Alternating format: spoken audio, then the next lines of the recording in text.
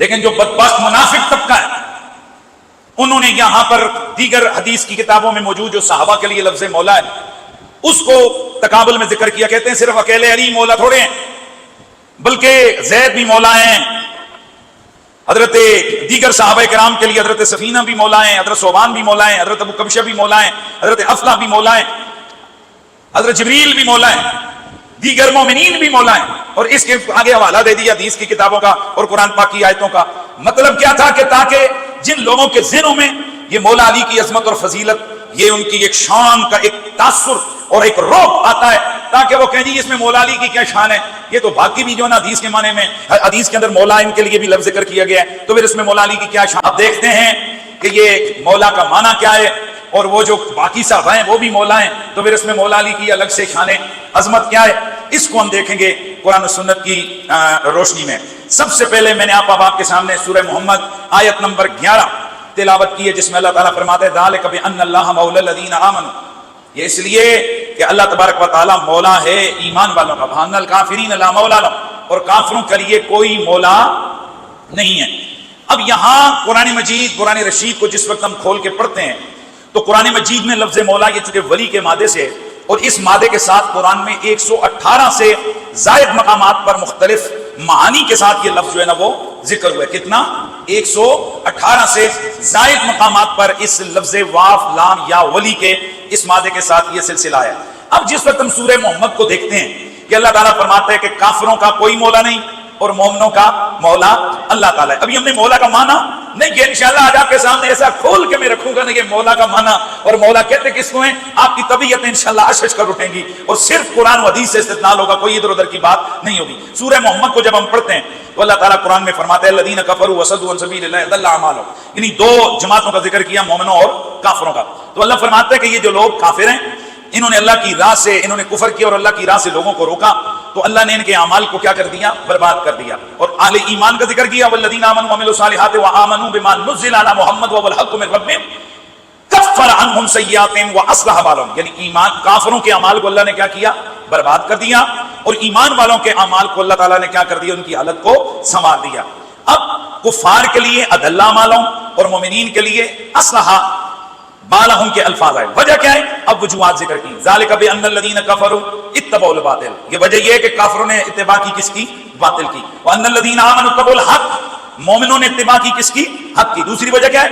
ذالک بانہم کرہوا ما انزل اللہ فاحبط اعمالهم, کافروں نے یعنی کیوں اللہ تعالیٰ نے ان کے اعمال کو برباد کیا؟ دوسری ریزن بیان کی. دوسری ریزن یہ کہ انہوں نے کرہوا ما انزل اللہ, جو اللہ تعالیٰ نے نازل کیا اس کو ناپسند کیا, تو اللہ نے ان کے اعمال کو برباد کر دیا.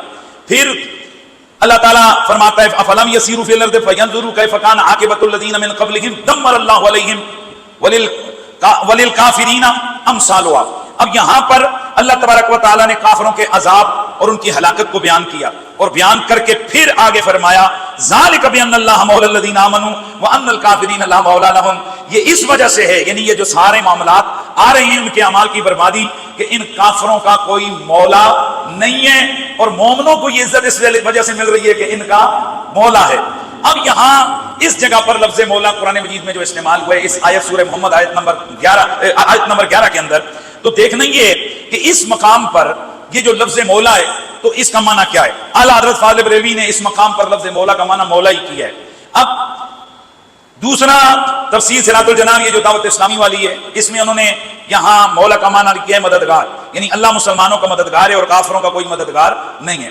تفسیر عثمانی یہاں مولا کا معنی کیا ہے اللہ حامی ہے ایمانداروں کا اور کافروں کا کوئی حامی و مددگار نہیں ہے. یہ جو سعودیہ کی تفسیر غیر مقلدوں کی چھپی ہوئی آتی ہے اس میں ہے کہ یہ اس لیے کہ ایمان والوں کا کارساز خود اللہ تعالیٰ ہے اور اس لیے کہ کافروں کا کوئی کارساز نہیں ہے. تفسیر سنائی جو اہل الحدیث کی ہے اس میں یہاں مولا کا معنی حامی کیا ہے, اللہ حامی ہے ایمانداروں کا اور کافروں کا کوئی حامی و مددگار نہیں ہے. اب تفسیر عثمانی کے اندر اللہ رفیق ہے ان کا جو یقین ہے, اور جو منکر ہے ان کا کوئی رفیق نہیں ہے. یعنی کسی نے مولا کا معنی کیا کارساز, کسی نے مولا کا معنی کیا مددگار, کسی نے مولا کا معنی کیا حامی, اور کسی نے مولا کا معنی کیا کیا مددگار. اب یہ معانی آ گئے کس کے؟ مولا کے. اس مقام پر یہ جو سورہ محمد ہے اس کی آیت نمبر 11 ہے. اب لفظ مولا ولی کے مادے سے جیسے میں نے آپ کو عرض کیا کہ 118 سے زائد مقامات پر یہ آیا ہے. اب یہی مفہوم لفظ مولا کے علاوہ لفظ ولی کے ساتھ ہے. سورہ بقرہ آیت نمبر 257 اللہ ولی الذین آمنوا یخرج من الظلمات الی النور. اللہ ولی ایمان والوں کا جو ان کو نکالتا ہے ظلمات سے نور کی طرف. واللہ ولی المؤمنین سورہ آل عمران آیت 68 ہے. اسی طرح سورہ مائدہ آیت نمبر 55 انما ولیکم اللہ ورسولہ والذین آمنوا. سورہ اعراف آیت نمبر 155 انت ولینا فاغفر لنا وانت خیر الغافرین. سورۃ الانعام آیت نمبر 128 لہم دار السلام عند ربہم وہو ولیہم. یعنی وہ جو پیچھے بیان کیا کہ اللہ مولا ایمان والوں کا, وہی لفظ ولی کے ساتھ اللہ تعالیٰ بیان کر رہا ہے کہ اذ ہمت طائفتان منکم ان تفشلا واللہ ولیہما. یہاں صحابہ کے لیے اللہ تبارک و تعالیٰ نے ولی کہا کہ میں ان کا ولی ہوں. ان ولی اللہ الذی نزل الکتاب وهو یتولی الصالحین نحن اولیاؤکم فی الدنیا وفی الآخرہ انت ولی فی الدنیا والآخرہ. تو یہ تمام مقامات پر وہ جو لفظ مولا کا سورہ محمد آیت نمبر 11 کے اندر مانا تھا, اسی معنی میں یہ لفظ ولی دیگر مقامات پر آیا. یعنی مومنوں کے لیے اللہ تعالیٰ کیا ہے, مولا ہے. مومنوں کے لیے اللہ تعالیٰ ولی ہے. اسی طرح دوسرے مفہوم میں وَمَن يُضْلِلْ فَلَن تَجِدَ لَهُ أَوْلِيَاءَ مِن دُونِهِ وَإِنَّ الظَّالِمِينَ بَعْضُهُمْ أَوْلِيَاءُ بَعْضٍ وَاللَّهُ وَلِيُّ الْمُتَّقِينَ وَالظَّالِمُونَ مَا لَهُم مِّن وَلِيٍّ وَلَا نَصِيرٍ وَمَن يُضْلِلِ اللَّهُ فَمَا لَهُ مِن وَلِيٍّ فَيُعَذِّبُهُمْ عَذَابًا أَلِيمًا وَلَا يَجِدُونَ مِن دُونِ اللَّهِ وَلِيًّا وَلَا نَصِيرًا وَمَن يُضْلِلِ اللَّهُ فَلَن تَجِدَ لَهُ وَلِيًّا مُرْشِدًا. اب یعنی اسی سورہ محمد کی آیت نمبر 11 کے مفہوم کو ان ساری آیتوں نے بیان کیا. وہاں لفظ مولا تھا, یہاں لفظ کیا ہے, ولی. یہ پتہ چلا کبھی مولا ولی کے معنی میں, کبھی ولی مولا کے معنی میں استعمال ہوتا ہے. اب لفظ مولا کو ہم دیکھتے ہیں تو قرآن مجید کے اندر 18 مقامات پر یہ لفظ مولا ڈسکس کیا گیا ہے. کتنا؟ 18. انشاءاللہ آپ کو طبیعت خوش ہونے والی ہے, ذرا توجہ کرنا ہے. ان میں سے 12 مقامات ایسے ہیں کہ جن میں یہ لفظ مولا اللہ تعالیٰ کے لیے استعمال ہوا ہے. سورۃ الانفال فَاعْلَمُوا أَنَّ اللَّهَ مَوْلَاكُمْ وَنِعْمَ الْمَوْلَىٰ وَنِعْمَ النَّصِيرُ. سورہ حج وَاعْتَصِمُوا بِاللَّهِ هُوَ مَوْلَاكُمْ فَنِعْمَ الْمَوْلَىٰ وَنِعْمَ النَّصِيرُ. سورہ محمد جو میں نے تلاوت کی ذَلِكَ بِأَنَّ اللَّهَ مَوْلَى الَّذِينَ آمَنُوا. سورہ آل عمران بَلِ اللَّهُ مَوْلَاكُمْ وَهُوَ خَيْرُ النَّاصِرِينَ. سورہ انفال وَاعْتَصِمُوا بِاللَّهِ هُوَ مَوْلَاكُمْ فَنِعْمَ الْمَوْلَىٰ وَنِعْمَ النَّصِيرُ. سورہ تحریم وَاللَّهُ مَوْلَاكُمْ وَهُوَ الْعَلِيمُ الْحَكِيمُ. سورہ بقرہ انت مولانا فانصرنا علی القوم الکافرین. اسی طرح سورہ توبہ میں ہے قل لن یصیبنا الا ما كتب اللہ لنا هو مولانا. اور دوسری جگہ فان اللہ هو مولاه وجبریل وصالح المؤمنین. اسی طرح سورہ ثم ردوا الى الله مولاهم الحق سورۃ الانعام آیت 62. اسی طرح سورہ یونس ردوا الى الله مولاهم الحق. اور اس کے علاوہ بہت سارے مقامات پر جہاں لفظ ولی ہے وہ تو ہے, لیکن یہ 12 مقامات میں کیا ہے, لفظ مولا کس کے لیے استعمال ہوا ہے, اللہ کے لیے. ذرا توجہ کریں گے انشاءاللہ, جب رزلٹ آپ کے سامنے رکھوں گا پھر سمجھ آئے گی. تو ان 12 مقامات پر لفظ مولا کس کے لیے, اللہ تعالیٰ کے لیے آیا ہے. اب سورہ نحل آیت نمبر 76 میں مالک کے معنی میں آیا ہے سورہ یہ لفظ مولا. مالک وہ والا مالک نہیں, یہ جو آقا ہوتا ہے نا, آقا جس کا غلام ہوتا ہے اور وہ اس کا مالک ہوتا ہے. ضرب اللہ مثلا رجلین احدہما ابکم لا یقدر علی شیء وهو کل علی مولاه. اللہ مثال دیتا ہے کہ 2 بندوں کی مثال, ان میں سے ایک وہ ہے جو گونگا ہے اور وہ کسی شے پر کوئی قدرت نہیں رکھتا. وهو کل علی مولاه, وہ اپنے آقا پر بوجھ بنا ہوا ہے. یعنی قرآن نے ایک مثال دی ہے, اس مثال میں یہاں مولا کا لفظ استعمال کیا, اور اس مولا سے مراد کیا ہے, آقا, یعنی وہ شخص جو مالک ہے کس کا, غلام کا. اسی طرح سورۃ الدخان آیت نمبر 41 کے اندر 2 مقامات پر مولا بمانا یار ولی, دوست کیا ہے. یوم لا یغنی مولا عن مولا شیئا ولا هم ينصرون, کہ وہ دن کہ جس دن کوئی یار کا کام نہیں آئے گا. یہاں مولا کا معنی کیا ہو گیا, دوست.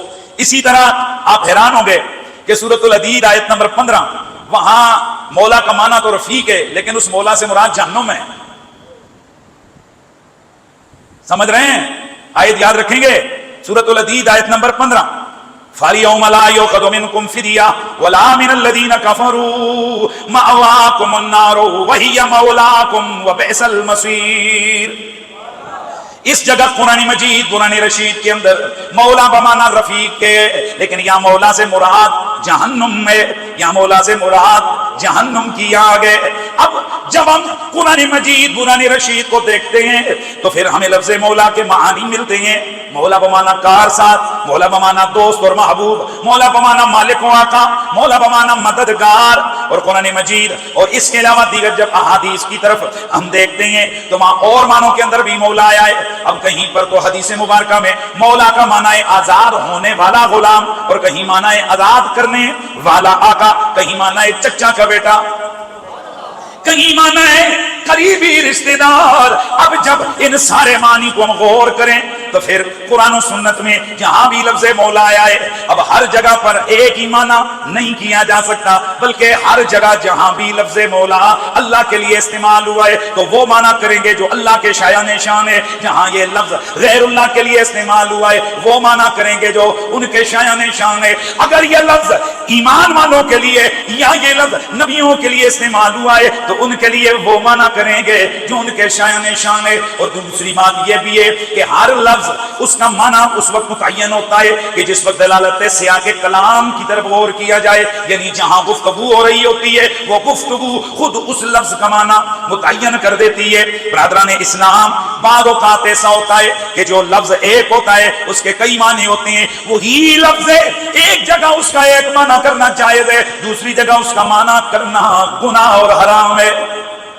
مثلا مولا کا ایک معنی ہے کارساز، جو پیچھے ہم لوگوں نے کیا، اور آزاد کرنے والا۔ اب سورۃ الحدید آیت نمبر 15 میں جو لفظ موجود ہے مولا جہنم کے لیے، تو کیا اس جہنم کے لیے جو لفظ مولا آیا ہے اس کا معنی کارساز کر سکتے ہیں کہ یہ جہنم ان کی کارساز ہے، یہ جہنم ان کی مددگار ہے؟ یہ معنی نہیں کر سکتے نا۔ تو پتا چلا کہ قرآن مجید برہان رشید کے اندر اگر کوئی لفظ کسی جگہ استعمال ہوا ہے تو ہر جگہ ایک ہی لفظ کو پکڑ کے اس کے ایک ہی معنی کو دیکھ کے ساری جگہ پر وہی معنی ہم استعمال نہیں کریں گے۔ اب یہ جو لفظ ہے قرآن مجید کے اندر ایک لفظ استعمال ہوا ہے آزاد کرنے والا، یعنی غلام کو آزاد کرنے والا۔ غلام آزاد کب ہوتا ہے؟ جب کسی کی ملکیت سے نکل جاتا ہے۔ جب کوئی غلام آزاد ہوتا ہے تو وہ اس کی ملکیت سے نکل کے کسی اور کی ملکیت میں چلا جاتا ہے، یا پھر وہ پھر آزاد ہو جاتا ہے۔ یعنی ایک بندہ اپنے غلام کو آزاد کرتا ہے تو اس کی ملکیت سے وہ کیا ہوتا ہے؟ خارج ہو جاتا ہے۔ اب اس معنی میں یعنی جو آقا ہوتا ہے وہ مالک ہوتا ہے کس کا؟ اس غلام کا۔ تو کیا اللہ بھی اس معنی میں مولا ہے؟ اللہ اس معنی میں مولا نہیں ہو سکتا، کیونکہ اللہ کسی کو آزاد نہیں کرتا۔ اس کی وجہ یہ کہ اللہ سے آزاد ہو کر بندہ جائے گا کہاں؟ میں اور آپ آزاد کرنے والے ہو سکتے ہیں، مالک ہو سکتے ہیں، آقا ہو سکتے ہیں، اور ہماری ملکیت میں آنے والا غلام کسی اور کی ملکیت میں جا سکتا ہے۔ ہماری ملکیت ختم ہو کر ہماری اولاد کی ملکیت آ سکتی ہے، ہماری ملکیت ختم ہو کر کسی اور کی ملکیت میں وہ جا سکتے ہیں، لیکن اللہ کی ملکیت سے کوئی بھی نکل نہیں سکتا۔ تو اب اس معنی میں اللہ تعالیٰ کو مولا نہیں کہہ سکتے۔ اور ایک اور مولا کا معنی ہے آزاد ہونے والا۔ تو استغفر اللہ، کیا اس لفظ کے اس معنی کے اعتبار سے آپ اللہ اور اس کے رسول کو مولا کہہ سکتے ہیں؟ نہیں کہہ سکتے۔ تو اسی طرح قرآن مجید قرآن رشید کے اندر اللہ تعالیٰ فرماتا ہے فَإِنَّ اللَّهَ هُوَ مَوْلَاهُ وَجِبْرِيلُ وَصَالِحُ الْمُؤْمِنِينَ، اللہ بھی تمہارا مولا، اللہ اس کا مولا ہے، سوری تمہارا نہیں، اللہ اس کا مولا ہے، اور جبریل اور آل ایمان اس کے مولا ہیں۔ کس کے؟ رسول اللہ کے۔ اب یہاں لفظ مولا تو ہے، یہ جن لوگوں نے پوسٹیں لگائیں کہ اگر اکیلے علی مولا ہیں تو ان میں ان کی کیا فضیلت ہے، یہ تو باقی ایمان والوں کے لیے بھی وہ مولا ہیں۔ اور بدبختوں سوچتے نہیں ہو کہ یہاں اس آیت میں ایمان والوں کو اللہ کس کا مولا بنا رہا ہے؟ رسول اللہ کا۔ تو اب جب سارے صحابہ حضور کے کیا ہوئے؟ مولا۔ جبریل حضور کے کیا ہوئے؟ مولا۔ اللہ بھی حضور کا کیا ہوا؟ مولا۔ تو اب ہر جگہ ایک ہی لفظ کا ایک ہی معنی نہیں کر سکتے۔ اب یہاں اگر مولا کا معنی آقا کریں تو چلو پہلا تو لفظ ٹھیک ہو جائے گا کہ اللہ نبی کا آقا ہے، یا اللہ نبی کا جو ہے نا سردار ہے، بڑا ہے، مددگار ہے، چلو ٹھیک ہو گیا۔ لیکن اگر یہاں مولا کا معنی دوسرے والے کریں سارے معنی تو نہیں ہو سکتے۔ استغفر اللہ، اگر آقا والا معنی کریں تو کیا صحابہ رسول اللہ کے آقا ہیں؟ کیا جبریل رسول اللہ کا آقا ہے؟ تو یہ بعض سوشل میڈیا پہ اور ٹی وی چینلوں پہ بیٹھ گئے، وہ کالی پگڑیاں پہن کے جناب وہ لگے ہوتے ہیں، چند آیتیں پڑھ کے کہتے ہیں دیکھو یہاں لفظ مولا کا معنی آقا ہے، لہذا یہاں بھی لفظ مولا کا معنی آقا ہے، تو یہاں سے علی پاک کی جناب ولایت ثابت ہو گئی، علی پاک کی خلافت بلا فساد ثابت ہو گئی۔ اور بھائی اگر یوں ہی آپ نے ثابت کرنا ہے تو پھر اس کا کیا کرو گے؟ اس لفظ مولا کا کیا وہی معنی یہاں کر سکتے ہو؟ اس کا مطلب تو معاذ اللہ یہ بنے گا کہ اللہ نبی علیہ السلام کا مالک ہے، استغفر اللہ، صحابہ نبی علیہ السلام کے مالک ہیں، اور جبریل نبی علیہ السلام کا مالک ہے۔ یہ معنی کر سکتے ہیں کوئی؟ یہاں وہ معنی کریں گے جو حضور کے شایان شان ہے، اور وہ لفظ مولا کا معنی ہے محبت کرنے والا۔ کیا معنی ہے؟ محبت کرنے والا یا محبوب۔ تو معنی بنے گا اللہ نبی پاک کا محبوب ہے، یا اللہ نبی پاک کا محب ہے، صحابہ نبی پاک کے محب ہیں، جبریل نبی پاک کا محب ہے۔ یا معنی کریں گے مددگار، اللہ مددگار ہے رسول اللہ کا، اللہ مددگار ہے نبی پاک کا، صحابہ مددگار ہیں نبی پاک کے، اور جبریل مددگار ہیں نبی پاک کے۔ یعنی ظاہر ہے حضور کی مدد کر رہے ہیں، وہ جنگوں میں حضور کی مدد کر رہے ہیں، دیگر دین کے معاملات میں۔ تو اس معنی میں یہاں مولا کا معنی مددگار کریں گے تو یہ لفظ کا معنی درست ہو جائے گا۔ اب یہاں پر کارساز والا معنی نہیں کر سکتے، کیونکہ معنی بنے گا کہ وہ کارساز ہے. چلو اللہ تو کارساز ہے نبی پاک کا، لیکن کیا جبریل اور صحابہ رسول اللہ کے کارساز ہیں؟ آقا والا معنی یہاں نہیں کر سکتے، کیونکہ اللہ تو آقا ہے، لیکن کیا صحابہ اور جبریل رسول اللہ کے آقا ہیں؟ اور آقا نہیں ہے، بلکہ وہ تو کیا ہیں؟ خادم ہیں. اب یہاں معنی کون سا کریں گے؟ محبت کرنے والا یا مددگار. لہذا قرآن و حدیث کے اندر لفظ مولا مختلف معنی کے لیے استعمال ہوا ہے، اور اللہ بھی مولا ہے، جبریل بھی مولا ہے، سارے مومنین بھی مولا ہیں. امیر آدمی جو غلام کو آزاد کرنے والا ہے وہ بھی مولا ہے، جو غلام آزاد ہونے والا ہے وہ بھی مولا ہے. اور دوسرا جو آیت التحریم والی، اس کے اندر تو پھر کیا ہے؟ بولیے سوری میں نے لفظ بولا سورۃ التحریم کا، سورۃ الدخان، سورۃ الحدید آیت نمبر 15، اس کے اندر تو پھر آگ بھی مولا ہے. او بھائی جو ان لفظوں کو دیکھ کر کہتے ہیں فلاں بھی مولا فلاں بھی مولا، تو پھر تم جو گڑبڑ کرتے ہو تمہارا مولا جہنم ہے. اور یہ میں نہیں کہتا، یہ کون کہتا ہے؟ قرآن پاک کہتا ہے. تو اب حضرت امیر المومنین امام المتقین مولا کائنات مولا علی پاک کے فضائل اور مناقب وہ اتنے عظیم الشان ہیں کہ ان مناقب میں ایک یہ والی منقبت ہے کون سی کہ رسول اللہ نے ان کو فرمایا جس جس کا میں مولا اس کا علی مولا. تو اب یہاں پر مولا کا معنی وہ کریں گے کہ جو مولا کا معنی اللہ کے رسول کے شایان شان ہوگا، اور یہاں پر جو معنی قرآن و سنت کے مفاہیم اور مطالب کے شایان شان ہوگا. لہذا اب یہاں پر معنی کیا کریں گے؟ کارساز، کہ جس کا میں کارساز ہوں اس کا علی کارساز ہے؟ نہیں. کارساز کون ہے؟ اونچا بولیے، کارساز کون ہے؟ کیا یہ معنی کریں گے کہ جس کا میں آقا ہوں علی اس کا آقا ہے؟ اگر یہ معنی سردار کے حساب سے کریں تو پھر رسول اللہ تو سارے نبیوں کے بھی سردار ہے، تو پھر حضرت مولا علی وہ غیر نبی ہیں، اور غیر نبی کبھی نبی کا سردار نہیں ہو سکتا. توجہ ہے سب کی. اور یہاں جس کا میں مولا اس کا علی مولا، اس میں وہ والا معنی کبھی بھی نہیں کر سکتے جو آزاد کرنے والا وغیرہ وغیرہ. لہذا یہ معنی متعین ہے کون سا؟ جس کا میں محبوب اس کا علی محبوب، جس کا میں محب، اونچا یار اونچا بولیے، جس کا میں محب اس کا علی محب. اور اس کا ایک معنی بنے گا جس کا میں مددگار اس کا، اونچا بولیے، اس کا علی مددگار. یہ جو مولا کائنات مولا علی پاک کی فضیلت اور شان ہے، جس اہتمام کے ساتھ رسول اللہ نے یہ عظمت اور فضیلت مولا علی کی بیان کی ہے، جب ہم اس کو دیکھتے ہیں تو پھر وہ جو نظریہ جی کہ یہ معاملہ دو جناب جھگڑے کا تھا تو رسول اللہ نے معاملہ نپٹا دیا، ایسا کوئی مسئلہ نہیں ہے، بلکہ یہ کوئی خصوصی قسم کی عظمت اور شان ہے کہ اس کو اتنے صحابہ نے بیان کیا. ذرا دیکھیے گا، یہ روایت درجہ تواتر کو پہنچی ہوئی ہے. کس کو پہنچی ہوئی ہے بولیے؟ اس کی اتنی اسناد ہے کہ پوری کتابیں اہل سنت کے ائمہ نے اس کے اوپر لکھی ہیں.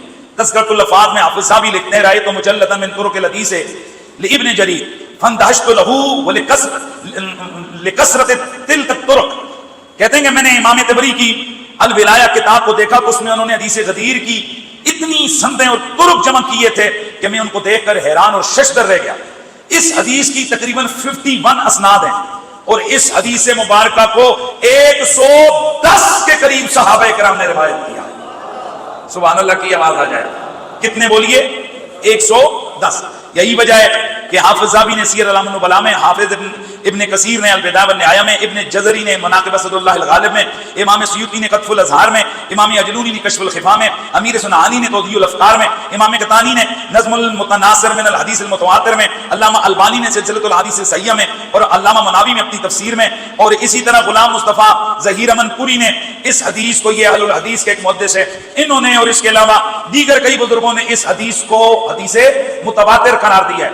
امام ابن شاہین اہل سنت کے امام ہیں، وہ کتاب مذاہب اہل سنت میں لکھتے ہیں کہ اس حدیث کو 100 صحابہ نے روایت کیا، جن میں 10 مبشرہ بھی ہیں. میں یوں آپ کو سمجھا دوں کہ یہ واحد ایک ایسی حدیث ہے جس کو 10 کے 10 10 مبشرہ والے صحابہ نے روایت کیا. اس حدیث مبارکہ کو 100 سے زیادہ صحابہ نے روایت کیا ہے. سیدنا حضرت ابوبکر صدیق، سیدنا حضرت عمر فاروق، سیدنا عثمان غنی، خود سیدنا مولا علی، سیدنا زبیر بن عوام، حضرت طلحہ بن عبید اللہ، حضرت سیدنا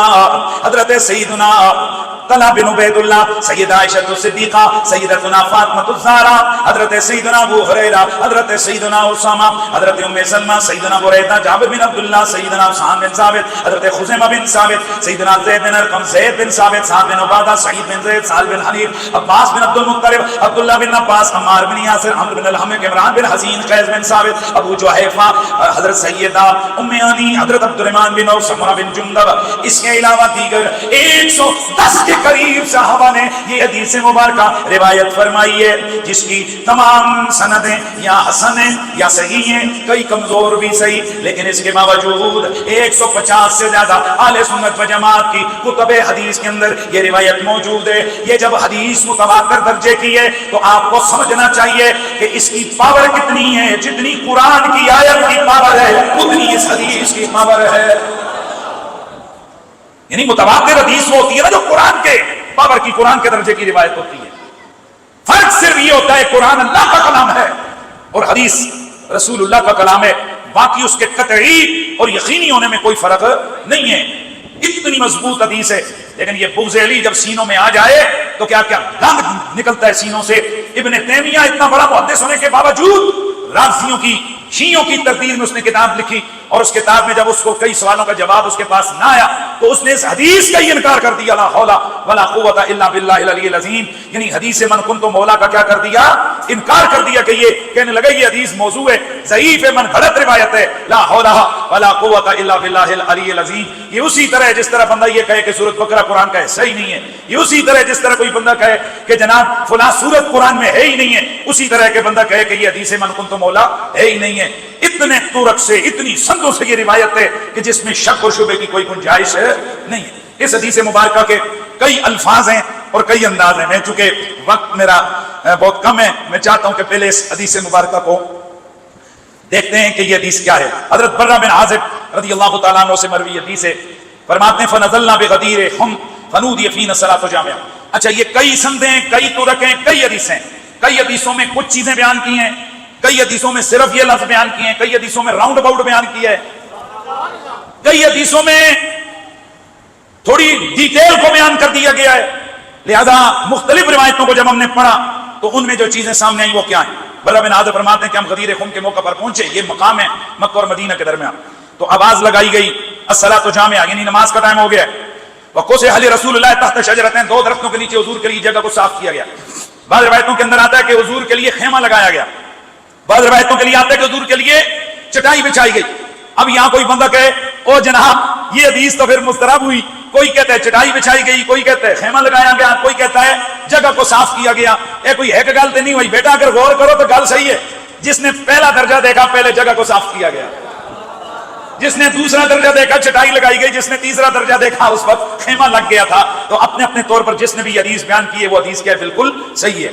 اللہ کے نبی نے زور کی نماز پڑھائی، فاخذ بید علی، پھر مولا علی کا ہاتھ پکڑا، فقال الستم تعلمون انی اولا بالمؤمنین من انفسہم، اے میرے صحابہ کیا تم اس بات کو نہیں جانتے کہ میں تمہیں تمہاری جانوں سے زیادہ تمہارا قریبی ہوں؟ قالوا بلا، صحابہ بولے کیوں نہیں یا رسول اللہ؟ پھر حضور نے فرمایا الستم تعلمون انی اولا بکل مومن من نفسہ، فرمایا کیا تم یہ نہیں جانتے کہ میں ہر مومن کی جان سے زیادہ اسے پیارا لگتا ہوں؟ قالوا بلا، عرض کی یا رسول اللہ کیوں نہیں؟ اصل میں میرے نبی نے اس جگہ اشارہ قرآن مجید کی اس آیت کی طرف کیا تھا، النبی اولا بالمؤمنین من انفسہم، اے نبی مومنوں کی جانوں سے بھی زیادہ ان کا قریبی ہے۔ جس قریب اللہ کے نبی نے ان سے یہ اقرار کروایا، قال فاخذ بید علی، پھر مولا علی کا ہاتھ رسول اللہ نے پکڑا، فقال من کنت مولا فعلی مولا، جس کا میں مولا اس کا علی مولا، اللہم والی من والاو وعاد من عاداو، یا اللہ جو اس سے پیار کرے تو اس سے پیار کر، جو اس سے دشمنی رکھے تو اس سے دشمنی رکھ۔ فلقیہ عمر، حضرت مولا عمر ان کو ملے، بعد ذالک اس کے بعد، فقال له حنیئا یا ابن ابی طالب، حضرت عمر نے فرمایا او مبارک ہو علی، ام اصبحت وامسیت مولا کل مومن و مومنہ، اور یہ صبح ہو یہ شام ہو تو ہر مومن اور مومنہ کا مولا ہو گیا ہے۔ یہ حدیث مبارکہ مسند احمد بن حنبل میں ہے، مصنف ابن ابی شیبہ میں ہے، دیگر حدیث کی کتابوں میں ہے۔ بعض روایات میں الفاظ تھوڑے بڑھ گئے، وعاد من عادہ وانصر من نصر وحب من حبہ، جس نے یہ لفظ پڑھے یا اللہ جو علی سے دشمنی کرے تو اس سے دشمنی کر، جو اس کی مدد کرے تو اس کی مدد کر، جو اس سے پیار کرے تو اس سے پیار کر۔ بعض روایتوں کے اندر ایک لفظ اور ہے وابغض من ابغضہ، جو اس سے بغض رکھے تو اس سے بغض رکھ۔ اور بعض روایات کے اندر یہ کہ انی قد دعیت فاجبت، مولا میرے آقا فخر النبیین صلی اللہ علیہ وآلہ وسلم نے فرمایا لوگوں گویا کہ یہ میری ظاہری زندگی کا آخری سال ہے، میرا بلاوا آنے والا ہے، انی قد ترکت فیکم الثقلین، میں تم میں دو بڑی بھاری چیزیں چھوڑ کے جا رہا ہوں، احدہما اکبر من الآخر، ایک دوسرے سے بڑی ہے، کتاب اللہ کی وعطرتی، ایک اللہ کی کتاب ہے، دوسری میری آل بیت ہے، فانظروا کیف تخلفونی فیہما، اور یہ خیال کرنا میرے بعد ان دونوں سے تم کیسا سلوک کرتے ہو۔ فَإِنَّهُمَا لَن يَتَفَرَّقَا حَتَّى يَرِدَا عَلَيَّ الْهُدَى، یہ قرآن اور اہل بیت کبھی بھی جدا نہیں ہوں گے یہاں تک کہ حوض کوثر پر دونوں اکٹھے میرے پاس آئیں گے۔ ثم قال، پھر اللہ کے نبی نے فرمایا ان اللہ عز وجل مولایا، اور لوگوں سنو اللہ میرا مولا ہے، وَأَنَا مَوْلَى كُلِّ مُؤْمِنٍ، میں ہر مومن کا مولا ہوں۔ پھر علی پاک کا ہاتھ پکڑ کے لے آیا، فرمایا جس کا میں مولا اس کا علی مولا، من کنت مولا فہذا ولی، اللہم والے من والا وعاد من عادا۔ امام حاکم نے، امام نسائی نے، امام طبرانی نے یہ بڑی حدیث روایت کی ہے، لیکن آؤ نظر مولا علی سے پوچھتے ہیں مولا اس کا راؤنڈ اباؤٹ بھی تو بتائیں، کیا اچانک ہاتھ پکڑ کے اعلان ہو گیا؟ مولا علی فرماتے ہیں نہیں، ابن ابی شیبہ میں، ابو داؤد الطیالسی نے، بیہقی میں موجود ہے، امام بغوی نے بھی ذکر کیا ہے۔ حضرت مولا علی فرماتے ہیں مجھے رسول اللہ نے بلا کر میرے سر پہ امامہ باندھا، میرے سر پہ دستار سجائی، اللہ کے نبی نے اس کا کچھ حصہ ایک روایت میں ہے کہ میرے کندھے پہ ڈالا، ایک روایت میں ہے میری پشت پہ لٹکایا۔ پھر اللہ کے نبی نے فرمایا بدر میں، حنین میں اللہ نے فرشتوں کے ذریعے میری کمک فرمائی، میری مدد فرمائی۔ او علی جس دن وہ فرشتے آئے تھے انہوں نے یہ والا امامہ پہنا ہوا تھا۔ پھر حضور نے فرمایا امام ایمان اور کفر کے درمیان حائل ہوتے ہیں، یعنی مومنوں کی نشانی اللہ کے نبی نے قرار دیا۔ امام ابو نعیم اور دیگر کے نزدیک لیے گئے، اللہ کے نبی نے حضرت مولا علی کو امامہ بندوایا، ادھر امامہ بندوا کے حضور سامنے کھڑے ہوئے۔ پھر فرمایا علی ذرا پیچھے گھوما، علی ذرا گھوم کے دکھاؤ۔ مولا علی پیچھے سے آپ گھومے، پھر فرمایا علی ہن سامنے مڑ جا۔ حضرت علی گھوم کے سامنے آئے، پھر اللہ کے نبی نے فرمایا اے فرشتوں نے بالکل اس طرح کا امامہ پہنا ہے۔ اللہ کے نبی نے فرمایا فرشتے بالکل اس طرح کا امامہ پہنتے ہیں، کتاب توحید الدلائل کے اندر موجود ہے۔ ادھر اللہ کے نبی نے امامہ بندوایا، پھر فرمایا ہن نیڑے ہو جا، قریب بلا کے ہاتھ پکڑ کے لہرا کے فرمایا من کنت مولا فعلی مولا، اور جس کا میں مولا اس کا علی مولا ہے، اور جس کا میں مولا اس کا علی مولا ہے۔ تو اسی لیے تو پھر ہم کہتے ہیں کہ بھائیو یہ کوئی چھوٹا سا معاملہ نہیں ہے، یہ کوئی عام سی بات نہیں ہے۔ بعض مفسرین کرام نے الیوم اکملت لکم کی تفسیر میں لکھا ہے کہ اللہ کے نبی نے ہاتھ پکڑ کے جب یہ فرمایا تھا تو ہوا کیا تھا؟ فرمایا من کنت مولا فعلی مولا۔ حضرت عمر نے فرمایا بخن لک یا ابن ابی طالب اصبحت مولا یا مولا کل مسلم۔ اے علی ابو طالب کے بیٹے آپ کو مبارک ہو، تو میرا بھی مولا، ہر مومن کا بھی مولا ہے۔ ادھر حضرت عمر نے یہ بولا، ادھر آیت نازل ہو گئی الیوم اکملت لکم دینکم واتممت علیکم نعمتی ورضیت لکم الاسلام دینا۔ جاؤ تمہارے لیے تمہارا دین مکمل ہو گیا ہے۔ حضرت عمار بن یاسر کی جب روایات میں ہم نظر ڈالتے ہیں، طبرانی میں، مسند احمد میں، حاکم نے، امام حزم نے مجموع الزوائد میں، خطیب بغدادی نے جو روایت کیا ہے اس کے مطابق یہ نبی پاک نے صرف غدیر خون کے موقع پر ہی نہیں فرمایا، بلکہ ایک اور مقام پر جب حضرت علی نماز پڑھ رہے ہیں، ادھر سائل نے سوال کیا، ہے کوئی جو مجھے کچھ عطا فرمائے؟ مولا علی نفلی نماز پڑھ رہے ہیں، آپ کی انگلی میں ایک قیمتی ترین انگوٹھی ہے، اشارہ کیا، اس سائل نے انگوٹھی نکالی، اس سائل نے انگوٹھی نکالی، اس پر آیت اتری انما ولیکم اللہ ورسولہ والذین آمنوا، پھر حضور نے یہ آیت تلاوت فرمائی اور پھر فرمایا من کنت مولا فعلی مولا اللہم والے من والاو وعاد من عاداو، یا اللہ جو علی سے پیار کرے تو اس سے پیار کر، جو اس سے دشمنی رکھے تو اس سے دشمنی رکھ۔ یہ اتنی بڑی فضیلت ہے لوگوں کہ حضرت سعد آپ فرمایا کرتے تھے سمیت رسول اللہ صلی اللہ علیہ وآلہ وسلم یقول فی علی ثلاث، میں نے حضور کو 3 باتیں علی کی شان میں وہ کہتے ہوئے سنا، لا یکن فی علی ثلاث خصال لا یکون لی واحدۃ منہن احب الی من الدنیا وما فیہا، ان میں سے اگر ایک فضیلت مجھے ملی ہوتی دنیا و ما فیہا میں مجھے سب سے زیادہ پیاری ہوتی، کون سی؟ فرمایا میں نے رسول اللہ سے سنا، آپ نے فرمایا من کنت مولا فعلی مولا وانت منی بمنزلت ہارون من موسیٰ، اور تیسری وَلَأُعْطِيَنَّ الرَّایَةَ غَدًا رَجُلًا يُحِبُّ اللَّهَ وَرَسُولَهُ۔ دوستان گرامی اب ذرا سوچئے یہ کتنی بڑی فضیلت ہے، عمر مبارک دے رہے ہیں، 100 سے زیادہ روایتیں بیان کر رہے ہیں، اور حضرت سعد جیسا بندہ کہہ رہا ہے اگر مجھے یہ فضیلت ملی ہوتی دنیا و مافیا میں سب سے زیادہ پیاری ہوتی۔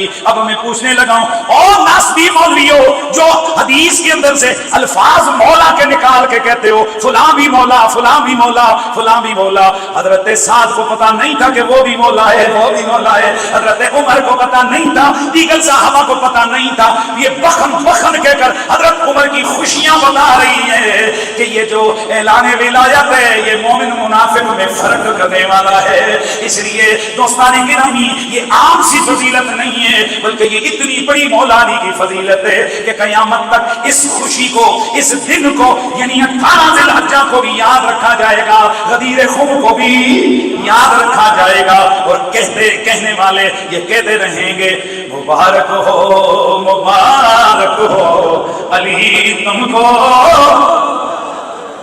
آواز آئے مبارک ہو علی تم کو، مبارک ہو، یوں کہتا تھا ہر سو جاں غدیر خم کی محفل میں، مبارک دینے کو یہ تینوں دی ہوئے حاضر، ابو بکر و عمر عثمان غدیر خم کی محفل میں، ولایت کا ہوا اعلان غدیر خم کی محفل میں، رسول اللہ ہیں گل فشاں غدیر خم کی محفل میں۔ تو پھر اسی لیے ہم کہتے ہیں کہ زبان کے ساتھ دل بولا علی مولا، آواز آنی چاہیے علی مولا۔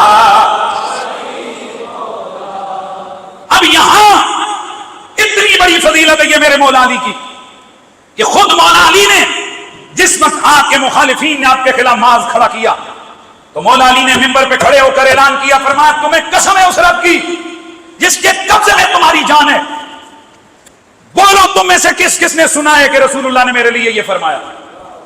جس کا میں مولا اس کا 13 صحابہ ایک محفل میں کھڑے ہوئے، سبحان اللہ کی آواز آیا، کتنے؟ ابن اسیر نے اسد الغابہ کے اندر لکھا ہے، اور طبرانی میں زید بن ارقم سے مروی روایت ہے کہ 12 بدری صحابہ کھڑے ہوئے اور انہوں نے گواہی دی ہم نے رسول اللہ سے یہ سنا ہے کہ حضور نے فرمایا۔ اب کئی وہ تھے جو چپ ہو گئے، کیا ہو گئے؟ چپ ہو گئے، خاموش ہو گئے۔ ابن اسیر نے اسد الغابہ کے اندر لکھا ہے، عبد الرحمن بن ابی لیلہ وہ کہتے ہیں وَقَتَمَ قَوْمٌ کچھ لوگ خاموش ہو گئے, بولے نہیں. یاد رکھو, کئی لوگ کہتے ہیں جی ایک چپ سو سکھ, ہر جگہ چپ سکھ نہیں ہوتی. جہاں حق کی گواہی دینے کا وقت آئے وہاں پر بولنا لازمی ہوتا ہے, حق بات کی ترجمانی کرنا لازمی اور ضروری ہوتا ہے. فرماتے ہیں وَقَتَمَ قَوْمٌ, کچھ لوگوں نے چھپا دی گواہی. 13 تو کیا ہو گئے, کھڑے ہو گئے, ہم نے سنا ہم نے, اور کچھ خاموش ہو گئے. فرماتے ہیں فَمَا فَنَوْا مِنَ الدُّنْيَا إِلَّا هَمُوا وَبَرِسُوا, اللہ تعالیٰ نے ان کو پکڑا اور ان کو کئیوں کی آنکھیں بھی نہیں چلی گئی اور کئیوں کو برس کا مرض لاحق ہو گیا. کیا ہو گیا بولو, برس کا مرض لاحق ہو گیا جس نے مولا علی کے حق میں یہ گواہی نہیں دی. اب یہاں اتنی اہمیت والی یہ روایتیں موجود ہیں, مولا علی اس کو اتنی اہمیت میں بیان کرتے ہیں, تو اب کہنا کہ فلاں کے لیے بھی مولا کا لفظ آیا, فلاں آیا ہے, اور خدا تمہیں تباہ کرے بدبختو ناسبیو. جس جگہ پر آئے کہ فلاں رسول اللہ کا مولا ہے تو اس کا مطلب ہے کہ رسول اللہ نے ان کو آزاد کیا, یعنی حضور کے آزاد کردہ غلام. حضرت زید آپ رسول اللہ کی خدمت میں غلام بن کر آئے تو کیا کیا رسول اللہ نے, ان کو آزاد کر دیا, منہ بولا بیٹا بنا دیا. پھر ان کو فرمایا تھا انت اخونا و مولانا, تم ہمارے بھائی بھی ہو اور تم ہمارے محبوب بھی ہو. ہم محبوب کا ترجمہ کر سکتے ہیں, ہم محب کا ترجمہ کر سکتے ہیں, لیکن کہاں وہ اعلان اور کہاں یہ. اگر یوں ہی لفظوں کو دیکھ کر بزرگوں کی اور صحابہ کی شانوں پہ ہاتھ اگر صاف کیے جائیں تو پھر آؤ, اللہ معاف کرے میرا عقیدہ سنو, میں حضرت ابوبکر صدیق کو صدیق اکبر کہتا ہوں, اکبر کہتا ہوں, اکبر کہتا ہوں. لیکن اس کے باوجود میں ان مولویوں سے, ان ناسبیوں سے ذرا ان کو تھوڑا جھنجھوڑنے کے لیے جو بظاہر دفاع صحابہ کی آڑ میں وہ اس طرح کی فضیلتوں کا انکار کرتے ہیں. میرا چیلنج ہے اس ویڈیو کے ذریعے, بلکہ آج سے 13 سال پہلے میں نے چیلنج کیا, آج تک کسی نے اس کو کام تک اس کی طرف نہیں دیے اور نہ لفظ بولے ہیں. کسی بھی سنی حدیث کی کتاب کے اندر حضرت ابوبکر صدیق کے لیے صدیق اکبر کا لفظ دکھا دو.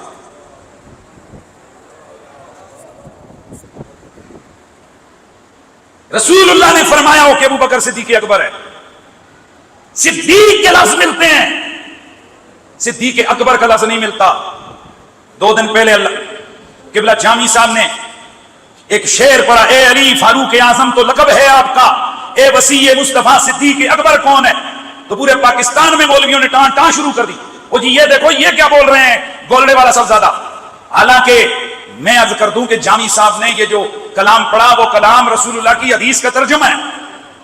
اہل سنت کی سیاہ کی کتابوں میں روایتیں موجود ہیں کہ رسول اللہ نے حضرت علی سے فرمایا انت الصدیق الاکبر, علی تو صدیق اکبر ہے, انت الفاروق هذه الامہ, تو اس امت کا فاروق ہے.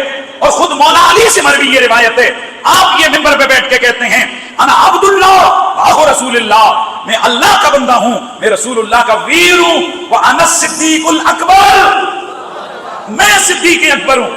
یہ حدیث کی صحیح اہل سنت کی کتابوں میں موجود ہے. تو اب دل پہ ہاتھ رکھ کے بتاؤ, اس طرح کا رویہ کہ بندہ کہے کہ جناب ابوبکر صدیق ہی صدیق اکبر تو نہیں ہے, علی بھی صدیق اکبر ہے, اکیلے وہی تو نہیں ہے, فلاں بھی صدیق اکبر ہے, تو درد ہوتا ہے کہ نہیں ہوتا. ہمارے نزدیک صداقت کبریٰ صرف حضرت ابوبکر کے لیے نہیں ہے. اور بسم اللہ کر, حضرت عائشہ کون ہے, صدیق کبریٰ. حضرت فاطمہ کون ہے, صدیق کبریٰ. حضرت خدیجہ کون ہے, صدیق کبریٰ. حضرت عمر کون ہے, صدیق اکبر. حضرت حسن کون ہے, صدیق اکبر. حضرت حمزہ کون ہے, صدیق اکبر. حضرت علی کون ہے, صدیق اکبر. اور بھائی جان, صداقت کبریٰ ایک منصب ہے, اور اس منصب پر رسول اللہ کے کئی صحابہ اللہ تعالیٰ نے ان کو متمکن فرمایا, کئی صحابہ کو اللہ تعالیٰ نے صداقت عطا فرمائی ہے اور صداقت کبریٰ عطا فرمائی ہے. اگر نہیں تو پھر آج کے بعد عائشہ صدیقۃ الکبریٰ مت کہو, خدیجۃ الکبریٰ مت کہو, فاطمہ صدیقۃ الکبریٰ مت کہو. اور بھائی وہ سارے صدیق اور صدیقہ ہیں. اور ان کو چھوڑیے, حضرت مریم کون ہے, قرآن کہتا ہے صدیقہ, وہ بھی صدیقہ ہیں. اس کا مطلب ہے یہ امت میں صدیقین پچھلی امتوں میں بھی گزرے, اس امت میں بھی ہیں. لیکن حضرت محی الدین ابن عربی فرماتے ہیں حضرت ابوبکر کا وہ مقام ہے کہ جو صداقت اور نبوت کے درمیان ایک فردیت کا مقام ہے, جس پر اکیلا ابوبکر ہے. ادھر صداقت کبریٰ کا منصب بھی ہے, ادھر بلا واسطہ قربت محمد میں وہ اشراف کا درجہ ہے حضرت ابوبکر کے پاس کہ سوائے ابو بکر صدیق کے نبوت کے اور ان کے بیچ میں پوری کائنات میں کوئی اور بندہ شامل ہی نہیں ہے. سبحان اللہ کی آواز آئے گا. ہم یوں بیان کرتے ہیں اہل بیت کی شان بھی اور صحابہ کی شان بھی. تو عرض کرنے کا یہ مطلب ہے باقی بھی مولا ہیں پر اور معنوں میں، علی مولا ہیں اور معنوں میں. اور جو اس وجہ سے یہ مولا مولا کے لفظ حدیث کی کتابوں سے نکال کر لاتے ہو تو پھر وہ سورۃ یاد رہنی چاہیے نا آپ کو، کون سی؟ سورۃ الدخان، سورۃ الحدید آیت نمبر 15. ایک دفعہ بولو سورۃ الحدید آیت نمبر 15. تو اس میں کہو سرکار پھر تو جہنم کی آگ کو بھی اللہ نے مولا قرار دیا ہے. پھر ان دسو کی معنی بنے گا. تو اللہ تعالیٰ سے دعا ہے اللہ تبارک و تعالیٰ میری اور آپ کی حاضریتی بارگاہ میں قبول اور منظور فرمائے. اور جب تک ہمارے جسم میں جان ہے ہم نبی کی آل اور صحابہ ساری ہستیوں کا ادب بھی کرتے رہیں اور ان کی محبت